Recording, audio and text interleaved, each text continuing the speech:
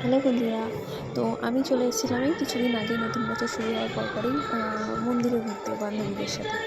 তো এটা হলো রাম মন্দির। খুব সুন্দর জায়গাটা।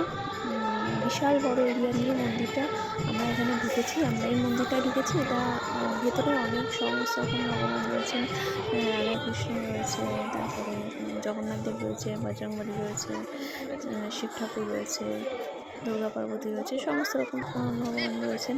তা এই তার উল্টো দিকে ওই মন্দির থেকে বেরিয়েই এই হলো শ্বেত পাথর দিয়ে, পুরো মার্বেল পাথর দিয়ে মন্দিরটা খুব সুন্দর। ভেতরটাও দারুণ সুন্দর করে সাজানো, বড় বড় ঝাড়বাতি ঝাড় লাইট দিয়ে সাজানো। আর এই হলো ঠাকুর, এই ভগবান, এনার নাম মানে কোন ঠাকুর আমি বলতে পারবো না, শুনেছি খাটুশ্যাম বাবা। তো সেই ওনারই মূর্তি।